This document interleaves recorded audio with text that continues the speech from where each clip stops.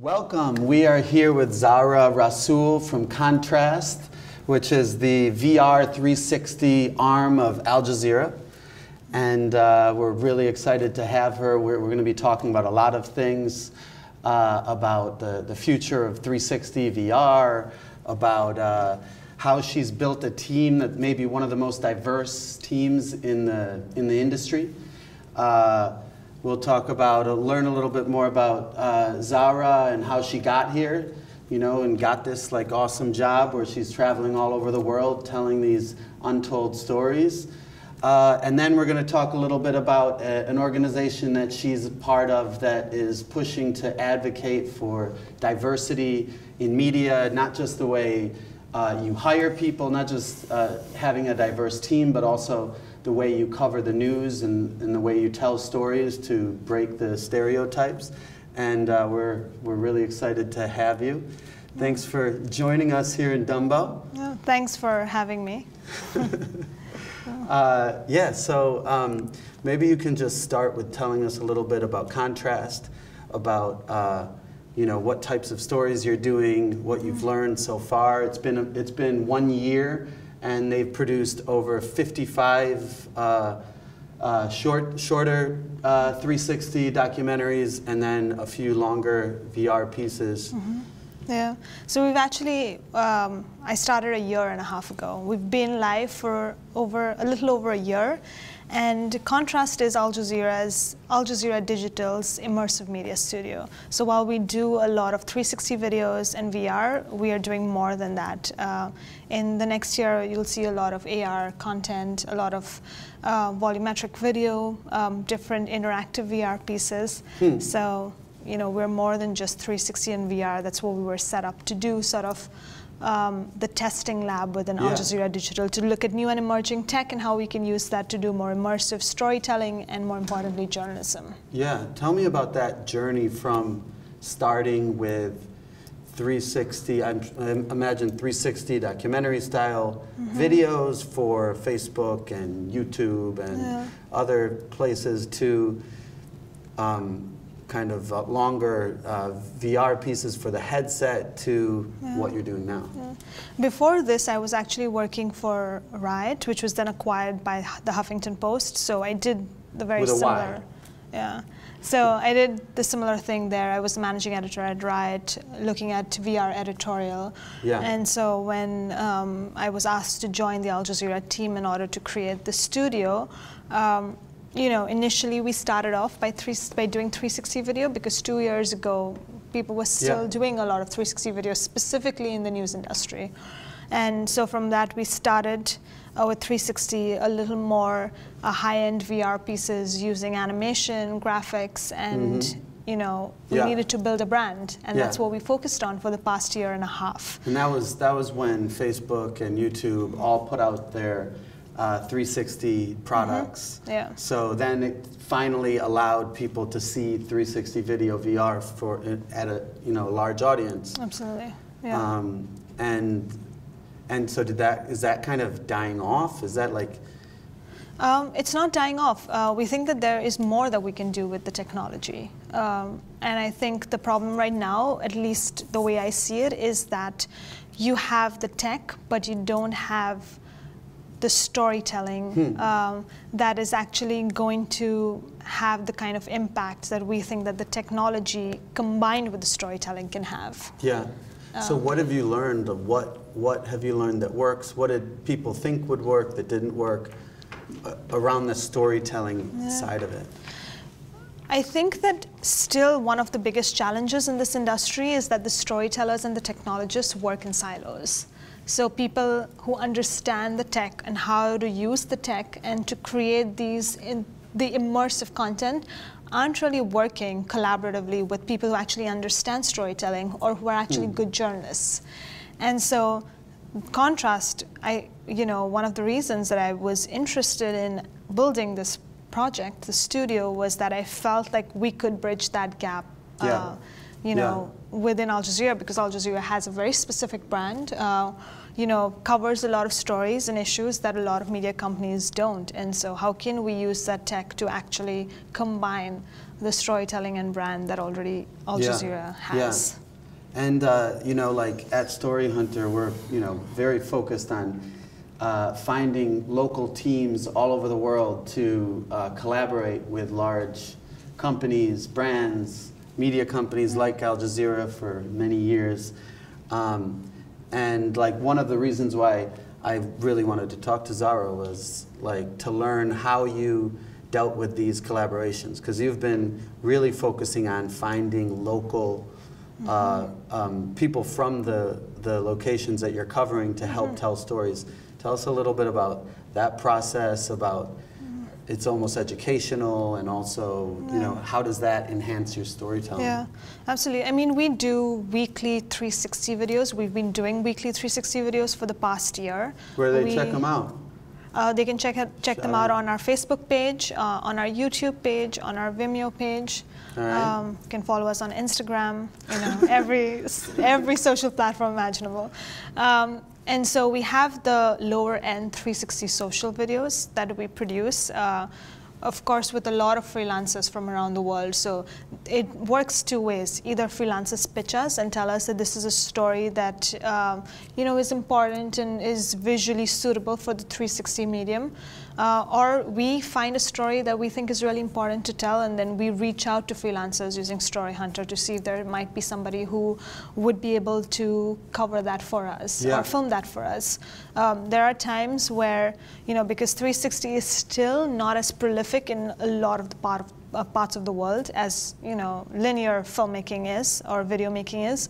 So we'll provide cameras and we'll provide trainings. We invest in that because one of the goals of Contrast is to be able to enable local journalists and storytellers to take charge of their own narratives and to tell their own stories, rather than only foreign journalists going into a place and telling those stories. Yeah, and that's sort of immersive kind of storytelling where you're just, you know, with 360, you can just take someone somewhere. You don't have to use all these kind of tricks for narrative that we've used, you know, in documentary or in writing, where you're thinking of the best word to use. If you take someone to an interesting place, you don't have to say too much, right? Is that kind of, does that help this? Because this has always been very difficult. Journalists and documentary filmmakers have been trying to do this forever. They've been trying to give cameras out, but it hasn't. Yeah, I'm a lot more skeptical about the idea that 360 is a lot more transparent or open than any other medium. I do think it gives viewers the ability to be able to experience more of the space, but the fact that you are placing your camera somewhere in one place rather than the other is you making a decision to show something rather than something else. So that is very much, you know, a point of view, or you making a judgment call. And so I don't think that 360 is unbiased just because of the medium. So don't believe the hype. You can control the narrative in 360. That's kind of what people were saying when they first started was, you know, you get the truth.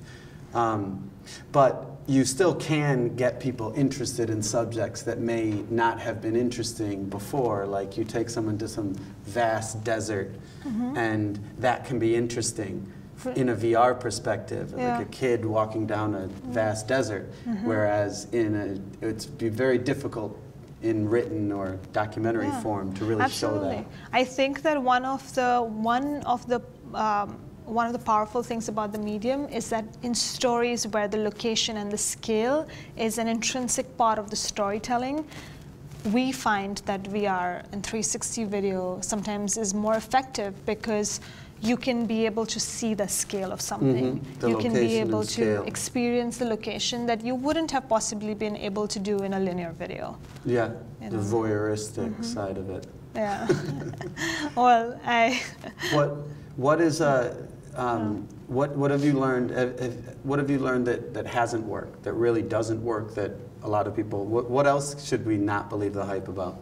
I don't think just because you are able to go somewhere, that means you should be taking your viewers there. Yeah. You know, context is really, really important. Just because you have access to a conflict zone doesn't mean that you go there with a 360 camera and film the conflict zone. Yeah. Because there are a lot of political considerations, cultural considerations that are part of the story that need to be explained. I always say just because you can go there doesn't mean you should go there. And that's what I see in a lot of VR work is, you know, it looks cool in VR, so we should film it. Yeah. And we really try to avoid that. For us, the story is of the utmost importance. How do you... We just happen to do it in a different medium. Yeah. How do you get that context in it? What kind of tactics or... I mean, we, you know, primarily work very hard on our pre-production, on our research. We all come from a journalistic background, so, you know, we make sure that we are interviewing people, that we understand the issue. We are working with local people who actually understand the issue in order to understand the nuances to be able to translate it for our viewers. Yeah. And so I want to take a question from Facebook. Someone from Paris asked, how do I become a contributor to Contrast VR, and what do you look for in your contributors? You probably have a call for pitches on the Story Hunter platform. And for freelancers out there who are looking for it, if you don't see it, make sure to email us and let us know and update your profile with new work. If you have new 360 stuff, make sure to let us know so we can re-review your profile. But what are you looking for? Like when you decide to go with someone or not go with someone, how can they do it? For us, it's the most important thing, again, I cannot emphasize this enough, is a story. You come with us with a good pitch. If you don't know how to use a 360 camera, or this is your first time using it, we can provide the training. In some situations, we also provide the camera. If we feel that the story is absolutely important and we need this for our audience. So even a print journalist or how about a photographer? And a photographer would be okay to pitch. And they don't fact, necessarily need... a lot of our social videos have actually been created by people that was their first 360 video that they did for us. And access, right? Yeah. Access to the story. Absolutely. Someone who knows how to get the real stuff. So maybe we can actually, there's probably a lot of media executives, producers, freelancers watching, production companies, and they probably want to know how you how did you get into immersive storytelling and all of this, and how can other people do that? So my background is in traditional journalism. I went to journalism school, have my bachelor's and master's from journalism, from the Missouri School of Journalism. And I started off in investigative documentary filmmaking. So very, very traditional with journalism. Al Jazeera English. With Al Jazeera English. Yeah. Very traditional journalism background. And then left to do my own startup for almost 2 years. Where was that? It was based here. It was actually, I started it in Missouri, at the Missouri School of Journalism, and then was working from here. And, you know, I got really interested in digital platforms and how you can use and how different digital platforms enable you to do different kinds of storytelling. And then I left that, or I put a halt on that, because it was really hard to raise money given the way I look in my background. You think that was a key point? It was definitely. It was one of the main challenges. I think a lot of people were interested, but when it actually came to handing money, I didn't fit the profile of a CEO. Yeah. And you know, I realized early on, well, I need to be able to understand the industry more before I go back to doing that or something else. And you know, it was at that time that Riot approached me. They needed a managing editor, got into that, and that was the first time. I didn't know anything about VR, had never used a VR headset before, but I was interested. Yeah, but I was interested. Yeah. And I was really curious to learn and to expand my storytelling skills. So they put out just a job listing and you applied? No, actually, they had seen my work.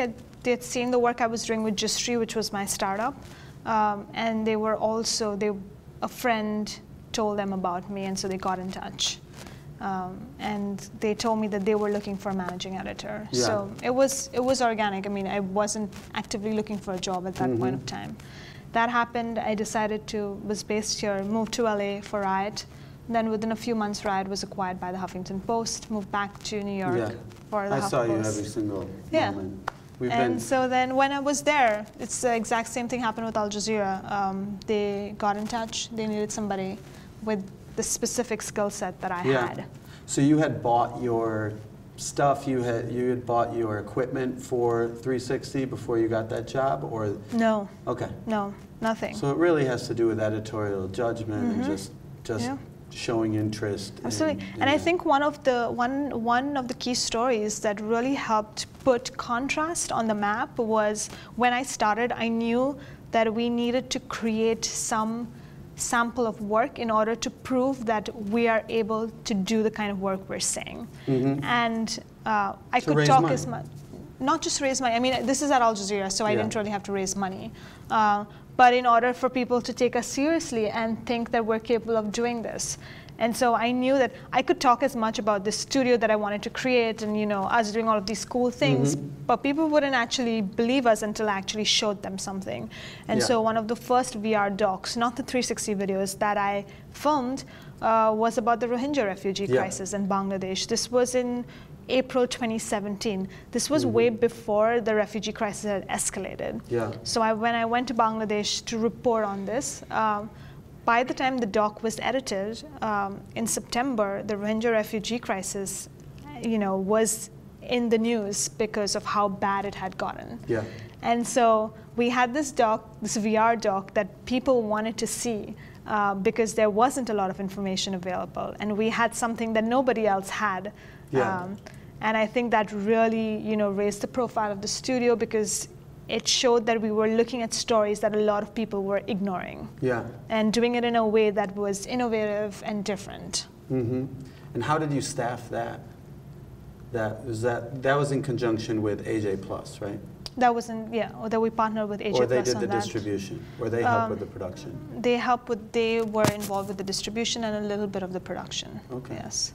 But yeah, I mean, I was the first hire. I created Contrast with another colleague of mine, Osama, and Moeed was the one who was managing the entire, initiative. And then, was the first hire for the studio, and then built out the team slowly. Started off with me, one person, to now having 7 people on the team. In the innovation department of Al Jazeera. So we started off within the innovation department. That means we were being incubated and tested to see if there was viability in what we were creating. And mid of this year, they reevaluated the project and decided that they wanted to invest more in it. And so we are our own editorial unit now within Al Jazeera Digital. So very similar to AJ Plus, very similar to Jetty, our podcast studio, very similar to .com. So now we are no longer part of the innovation unit, but our own department. Cool. And so you built out one of the most kind of diverse teams that I've seen, mostly women and all kind of third culture kids, from all different cultures, all different places, kind of like you, and living in different locations. Is that necessary to cover the world accurately? Do you need to have those people who kind of move around seem to be kind of like the bridges. Is that like necessary, or is? Absolutely. I think that, going into this, I knew that the kind of stories that I wanted to tell would be about the developing world, would be about, places looking at the developing world or the global south from a lens where people are actually looking for solutions to their problems rather than just focusing on the problems. I don't think you can cover other communities or minorities without actually having those people represented on your team. The kind of people that are on the team is reflective of the work that you put out. And so from the beginning, I knew that if we were going to do these stories, then we had to have people on the team that came from different parts of the world or came with a different worldview, and that were not just white men. which is what most of the American media industry is.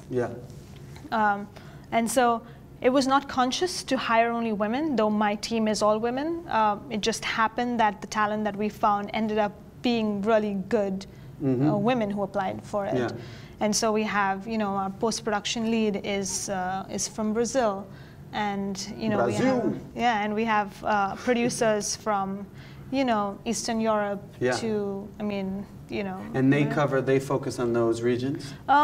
Not necessarily. Of course, there are times when there are stories from those parts of the world or from those countries. They are a lot more involved, and they bring to it an understanding that other people on the team don't. But they do reporting from all around the world. But they bring in a different worldview. And how do you think, so I know you're also part of this organization, the Advocates for Inclusion in Media, and it's kind of about that, changing the way that the media covers different stories and different cultures. Tell us a little bit about that and how you kind of live that through Contrast. So AIM, actually, Advocates for Inclusion in Media, was started by David and Zahra Springer, who's actually based in LA right now. And Sarah is a good friend. She's like a sister. And I've always been so supportive of the work that she was doing through AIM. And she was handling the East Coast, New York City chapter for the organization. And when she moved to LA, she started handling the West Coast chapter. And she needed somebody to run this. And I really believe in the mission for AIM, which is to create a community so that people of color, minorities can have access to resources or can find other people where they can get advice. And then the other thing is also to be able to increase, how do you advocate for diversity, not just in entry-level positions within media organizations, but more importantly in management. Because real change will not come unless your management is diverse. When your management has more women, when your management has more minorities. And do you think you have to be a minority or a woman to advocate for that, though? That's like what the critics would say. Absolutely not. But the burden falls on us. And I keep saying that. It's not hard for me to do diversity. It's not hard for me to hire people of color because that's who I am. But very rarely are we seeing white managers hire a diverse team because you end up hiring people who you feel akin to or who are part of your networks. And I think in the most perfect world you would have white people advocating or being allies for more diversity, but we're not seeing that. And it has to come from the top because it has to come from the top. You can't have middle managers making decisions. They're going to hire the people that they think can, that they connect with. You sort of need to have I heard that Bloomberg is now having in major feature stories they're having a woman needs to be quoted in the story because especially in a place like the financial industry covering finance, it's very male dominated. And if they're not represented in the stories, they're also not represented in the, they're not going to be hired. There's a whole kind of cycle of this. Absolutely. So I definitely think that, it has to start from the top, and we need to see more diversity at top management level positions. And unfortunately, you don't see, and the media industry especially is, I think, very guilty of this. And why do you think that is? Just because that's how it's always been. You walk into any newsroom in the United States and you will see the demographic. It's very stark. And I think that translates into the reporting that you do, and it translates into the stories that you do. Some people say, though, it's partially because people, of color and who come from it's almost like a devotion to poverty going into journalism. So it's people don't dream of becoming a journalist and getting paid lower than they could for the talent that they have in a lot of cases. So they don't people don't want to go into journalism. I don't agree with that. I think that there is a lot of talented the talented people who are in journalism, they're just not able to get to higher positions. Yeah. Also, I do think that journalism as an industry, especially in this country, is favorable more to people who belong to a certain economic class, because most internships are unpaid internships. Yeah, and even if they're diverse, they're from people, they're coming from the same universities, the same networks. That's almost like one of the reasons why we started Story Hunter, was to allow a way so freelancers, if you do a good job, if it's based on merit, that if you do a good job with someone, you can connect with companies that can hire you and build your portfolio without having to, you know, go to the elite schools, and that's really where people are just hiring from the elite schools. Absolutely. So that's the other issue of income, economic diversity. You know, that's another issue altogether. Yeah, that's the issue people don't want to talk about. Yeah, absolutely. Yeah, and so what do you think for VR? What's next? You didn't actually get to. You said augmented reality, you're moving into, you're doing other things that are like, Yeah, so in 2019, we're actually working on a couple of projects, AR and interactive VR projects. I can't talk about them right now, just because they are in, in development stage, and we have partners. Let's talk about them without talking about them. Sure, but it's not actually going to be very helpful. I can only tell you that, we're looking at bigger projects that we're spending more time on, and we really are focusing on how we can use the tech to push the storytelling. Yeah, and so in like digital video, you saw huge influx of like Facebook video, short, repurposing of content that was going viral. That was kind of 2 years ago. Last year, kind of people got more wary of that. People are moving into longer form, Snapchat, all these different launching longer form type content. You think that shift from the short, New York Times was doing 360 daily for a moment. I don't think they are anymore. You think that's a shift that's happening in 360 as well, where you're going for longer form, more substantive content that's sponsored for the most part? To an extent, yes. I think that the reason that we had to do the weekly 360s that we were doing was Contrast is a new brand. We had to build our brand. Yeah. The only way to build a brand is actually to produce content. Yeah. And get an audience. Exactly. And we've done that effectively for a year now, for a year and a half now. And so, we need to continue to advance. And from 360 to going to VR, the next step is just continuing to progress within this area. And I think that's basically what all other media companies and news media companies are doing. And one thing I was thinking about, like, it's so funny, people who are like the experts in VR, like, have only really been doing it for a few years. Like, you can probably count on your hand. So it's almost like the barrier to entry is lower, because you could start now and a year later you're like middle level producer. You think that's true, or is there just not enough work for people? Can people in some around the world start doing this and actually make a living doing it? I think so. VR has been around for a long time in the gaming industry, in the advertising industry. It's only recently been adopted by the news industry. So I think people have been doing it. It's just a lot more prolific now. To me, again, I keep coming back to the point, it's not about the technology. I think when I hire for my team, I don't hire somebody who has experience in VR. I hire somebody who has good editorial judgment, who's a strong storyteller. Those skills on how to film in the field, how to use the camera, what exposure to set on, can be taught to people.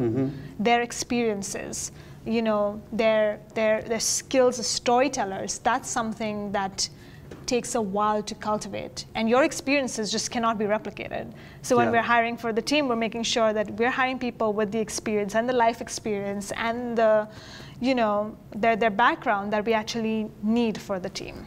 Yeah, you hiring? We are hiring. They are hiring. Uh-oh. Yeah. Do you have a job post up? Not yet. Not yet. You heard it here first. Yeah. Yeah. Any kind of last words for about Contrast and for the community and or what you see, what you've learned? Well, I get asked a lot, what's next, and it's hard. Like, I can't predict the future. That's so VR to get asked that. It's like, what's next? I don't know. I mean, I'm waiting to know too. So for us, I mean, it's just telling good stories, telling the stories that other people are not paying attention to, looking at it from a lens that is not as easily available in the mainstream. And I'm hoping that no matter what technology we use, what platform we post it on, that we'll continue to build on that core of what Contrast was built to do, is tell the stories about the developing world, about the global south, about minorities from a lens that is theirs, and everybody else is looking in. Yeah, and you're looking out. Yeah. All right. Well, thanks so much for taking the time. See you next time.